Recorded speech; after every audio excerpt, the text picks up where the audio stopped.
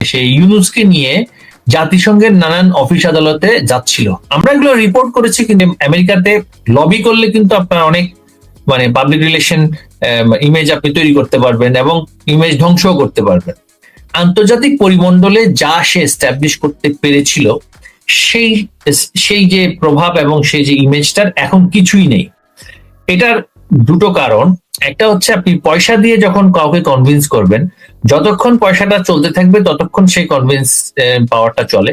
কিন্তু একটা কোনো রাষ্ট্র বা আন্তর্জাতিক সংস্থায় কিন্তু সবসময় পয়সা দিয়ে ম্যানেজ করে রাখা যায় না। তাদেরও নীতি নির্ধারণী পর্যায়ে যারা পয়সা খায় তারা কাজ করে দেওয়ার পরে কিন্তু আর পরবর্তীতে এটাকে ফলো আপ করে খুব কম। তারা দেখেছে বাংলাদেশে সে কি করেছে।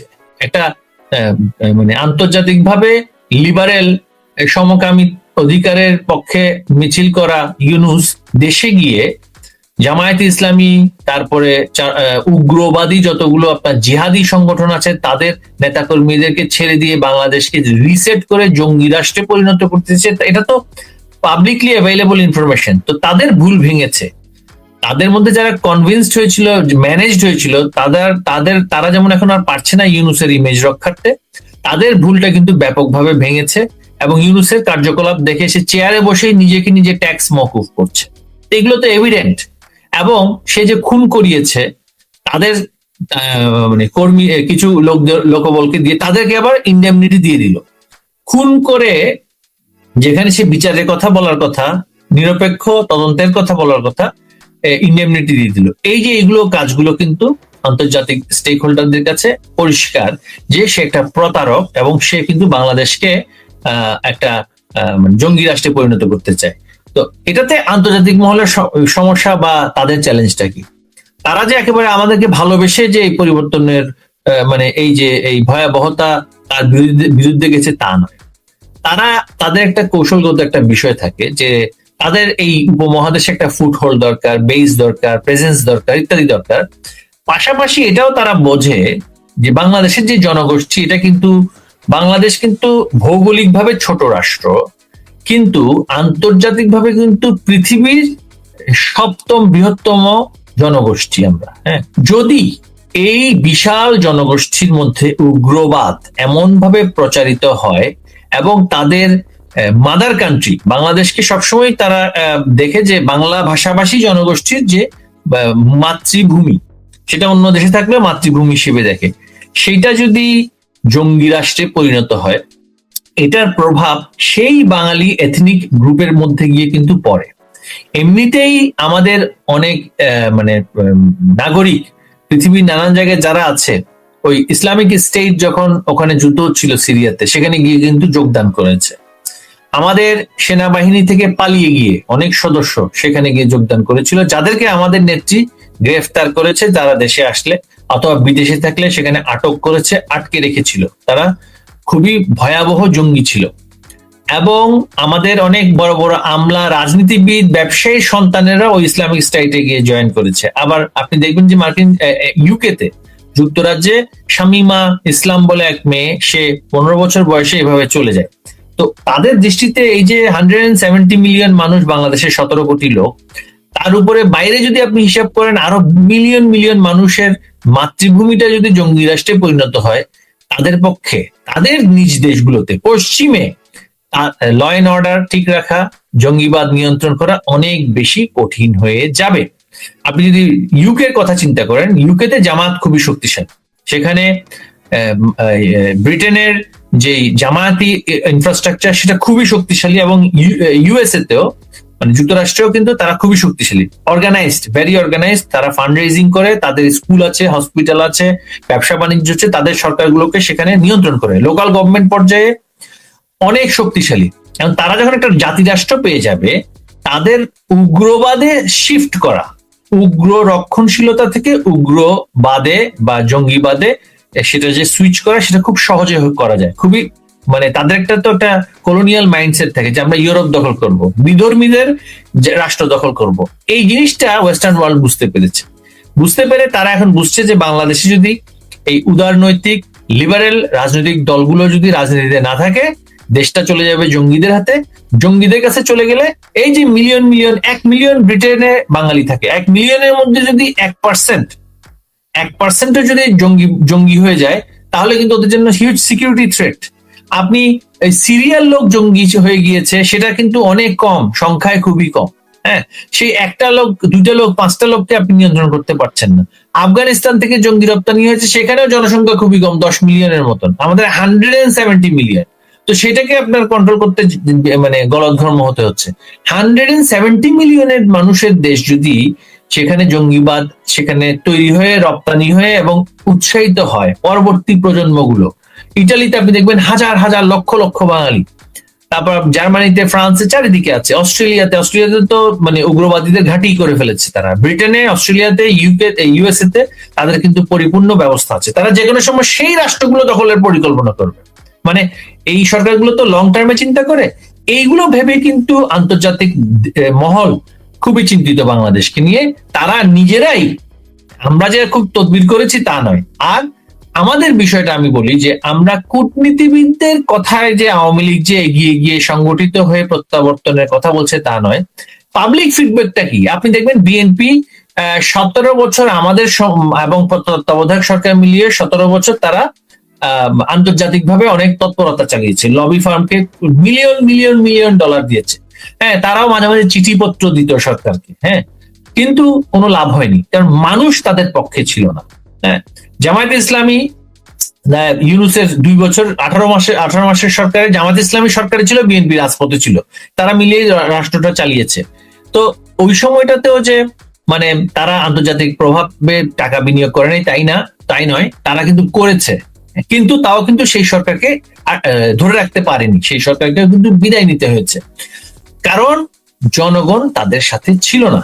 এবং জনগণ যদি না থাকে কারো পক্ষে, আমাদের সময়ে আপনি জানেন যে আমরা, এটা অনস্বীকার্য, আমাদের অনেক নির্বাচন নিয়ে কিন্তু অভিযোগ আছে, নির্বাচনের প্রক্রিয়া নিয়ে, স্বচ্ছতা নিয়ে নানান অভিযোগ আছে। 18 সালের নির্বাচন নিয়ে যদি বলি, 24 সালে সেখানে বড় রাজনৈতিক দলগুলো মধ্যে বিএনপি, জামাত তারা অংশগ্রহণ করে নাই, কিন্তু আমরা অন্যরা করেছি, নিজেরাই ইলেকশন করেছি, সেগুলো নিয়ে অনেক প্রশ্ন আছে। আমি সেই প্রশ্নের উত্তর আমার পক্ষে দেওয়া সম্ভব না, সেটার আলোচনার বিষয় না।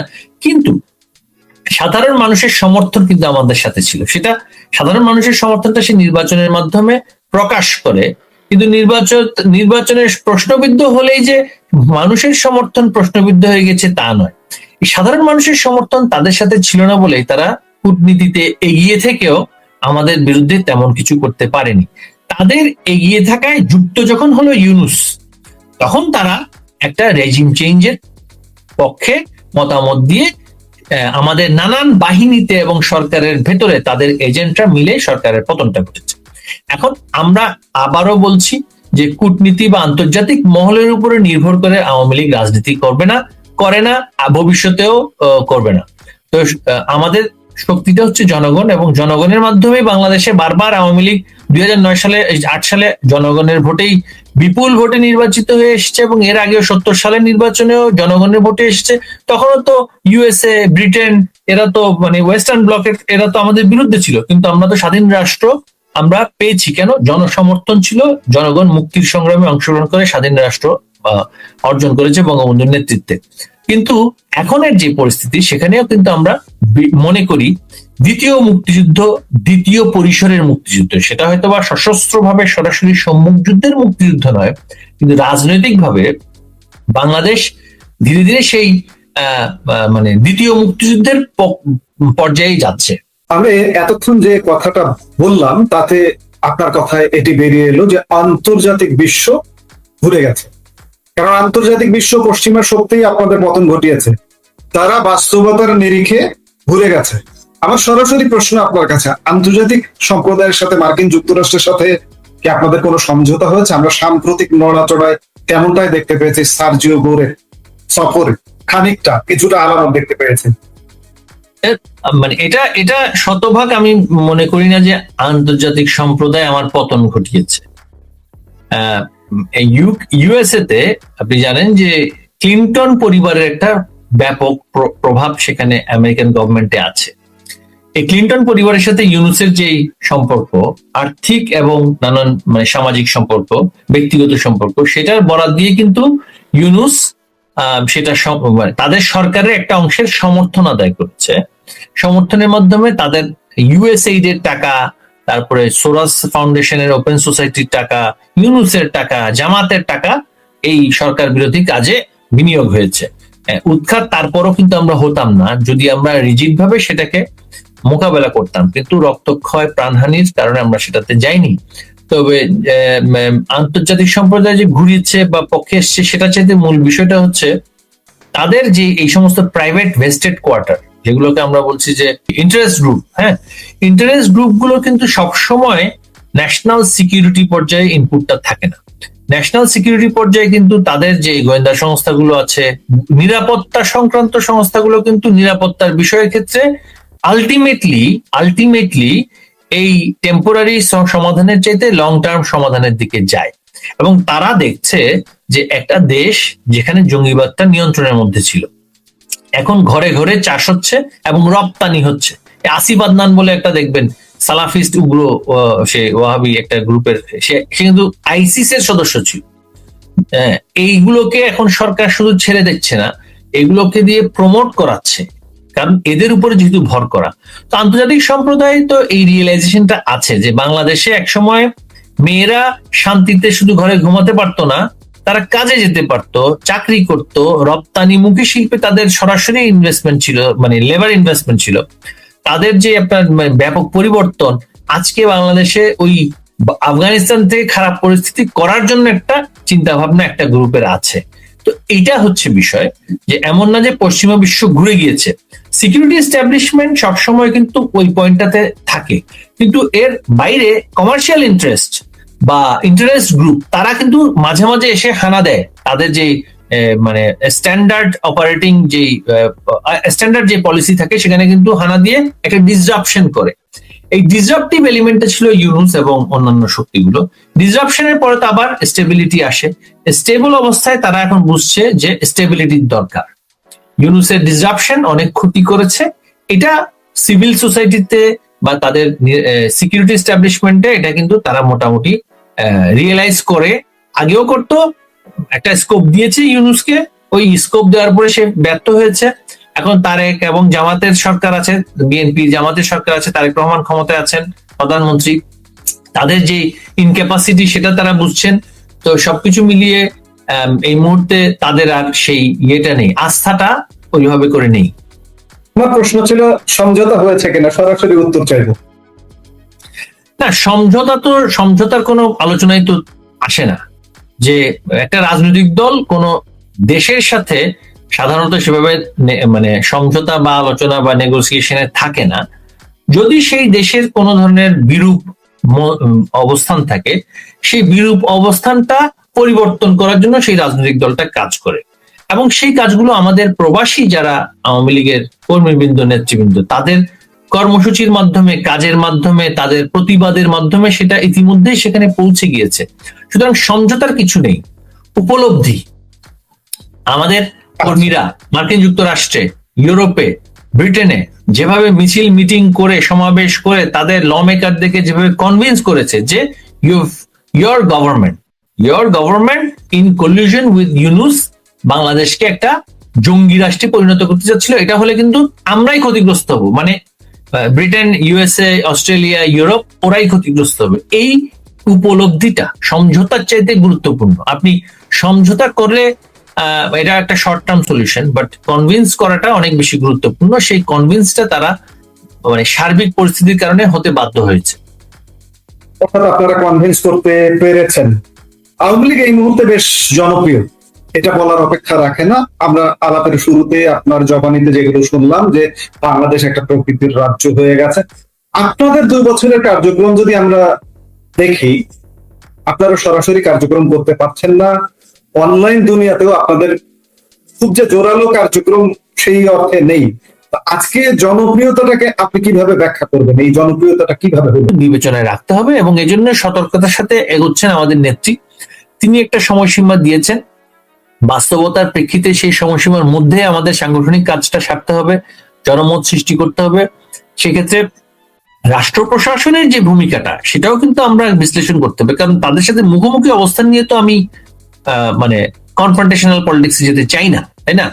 যারা আপনাদের ঢাল হয়ে এই মুহূর্তে বাংলাদেশে কাজ করছে তৃণমূলের অভিযোগ আছে নেতৃত্বের প্রতি, কিছু কিছু নেতৃত্বের প্রতি, এবং শুধু তাই নয়, আপনাদের সরকার পতনে শুধুমাত্র ডিপ স্টেট, বিদেশি শক্তি, দেশীয় শক্তির উপর দায় দিয়ে পার পাওয়া কি যায়?